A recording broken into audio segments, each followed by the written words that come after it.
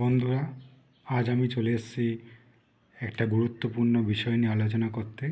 সেটা হচ্ছে জ্যামিতির বৃত্ত।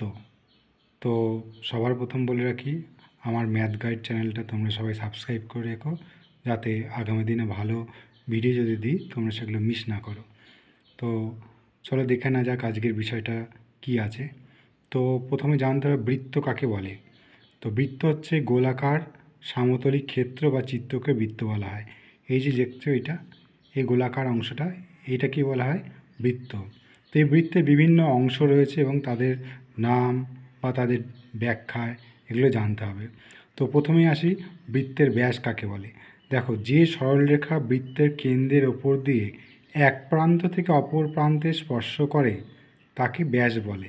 যেমন দেখো, এখানে একটা বৃত্ত এঁকেছি, যার বৃত্তের একটা অংশ থেকে এ আর বি সরলরেখা বৃত্তের কেন্দ্রের উপর দিয়ে গেছে, তাই এই এ বি সরলরেখাটাকে বৃত্তের ব্যাস বলে। এবার আসবো বৃত্তের ব্যাসার্ধ কাকে বলে। তো যে সরলরেখা বৃত্তের কেন্দ্র থেকে শুরু করে অপর প্রান্তে বৃত্তকে স্পর্শ করে তাকে ব্যাসার্ধ বলে। মানে বৃত্তের কেন্দ্র থেকে শুরু করে অপর প্রান্তে বৃত্তকে স্পর্শ করবে, কেন্দ্র থেকে শুরু হবে এবং অপর প্রান্তে স্পর্শ করবে, তাকে বৃত্তের ব্যাসার্ধ বলে। যেমন ও আর পি হচ্ছে একটা ব্যাসার্ধ, তেমনি আমি ও আর বিকেও ব্যাসার্ধ বলতে পারি বা ও আর একেও ব্যাসার্ধ বলতে পারি। এবার আসবো বৃত্তের জ্যা কাকে বলে। বৃত্তের ভেতরে যে সরলরেখা এক প্রান্ত থেকে অন্য প্রান্তে মিলিত হয় তাকে জ্যা বলে। যেমন বৃত্তের জ্যা কাকে বলে, যেমন ধরো এম আর এন হচ্ছে কি বৃত্তের একটা জ্যা। মানে যে সরলরেখা কি করছে, বৃত্তের ভেতরে এক প্রান্ত থেকে অপর প্রান্তে স্পর্শ করছে। তা এখন যদি এক প্রান্ত থেকে অপর প্রান্তে স্পর্শ করতে গিয়ে কেন্দ্রের ওপর দিয়ে চলে যায়, তখনও সেটা জ্যা হবে। যেমন বৃত্তের ব্যাসকেই বৃত্তের জ্যা বলা হয়, যেটা হচ্ছে বৃহত্তম জ্যা। বৃত্তের বৃহত্তম জ্যাকে বৃত্তের ব্যাস বলা হয়। এবার আসবো কেন্দ্র কাকে বলে। যেই বিন্দু থেকে গোলাকার চিত্র গঠিত হয় তাকে বৃত্তের কেন্দ্র বলা হয়। যেমন এই বৃত্তটা আমি যখন অঙ্কন করব, এখানটা কি হবে, আমি এখানটাকে ভর করে আমি টোটাল এই গোল চিত্রটাকে অঙ্কন করব, তাই এটাকে বলা হয় বৃত্তের কেন্দ্র। কেন্দ্রটাকে আমি ও দিয়ে ব্যাখ্যা করেছি, তুমি এ বি সি ডি যে কোনো কিছু দিতে পারো। এবার আসছি সেগমেন্ট বা অঞ্চল। বৃত্তের বিভিন্ন রকম সেগমেন্ট বা অঞ্চল আছে, সেটা কাকে বলে।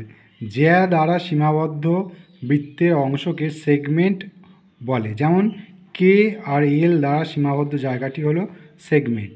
তাহলে যদি দেখা যায়, আমার দেখো এখানে একটা সেগমেন্ট রয়েছে, কে আর এল দিয়ে আমি বুঝিয়েছি, এই জায়গাটাকে বলা হয় বৃত্তের সেগমেন্ট। এই এরিয়াটাকে বলা হয় সেগমেন্ট বা অঞ্চল। এবার আসছি বৃত্তের পরিধি। বৃত্তের পরিধি কাকে বলে। বৃত্তের চারিদিকে গোলাকার অংশটিকে বৃত্তের পরিধি বলে। যে আমি গোল অংশটা দেখো, গোল অংশটা এঁকেছি, এই গোল পুরো অংশটাকেই বলা হবে বৃত্তের পরিধি। এবার আসবো বৃত্তচাপ কাকে বলে। বৃত্তের পরিধি বা গোলাকার অংশের ছোট ছোট টুকরো, পুরো গোল অংশের মধ্যে যে ছোট ছোট টুকরো রয়েছে সে অংশগুলোকে বৃত্তচাপ বলে। যেমন কে এল এল এন হলো বৃত্তচাপ। যেমন দেখো, এই একটা বৃত্ত, বৃত্তের এখান থেকে এইটুকুনি একটা চাপ, আবার এখান থেকে এইটুকুনি একটা চাপ, এই প্রত্যেকটা টুকরো টুকরো চাপ বা অংশকেই বৃত্তচাপ বলা হয়। তাহলে বোঝা গেল। এরপর তোমাদের জন্য আগামী দিন আরও ভালো ভিডিও নিয়ে আসবো। তোমরা আমার ভিডিও লাইনটাকে একটুখানি চ্যানেলটাকে সাবস্ক্রাইব করে রেখো, যাতে আগামী দিনে আরও ভালো রকম অন্যান্য ভিডিও মিস না করো। ধন্যবাদ।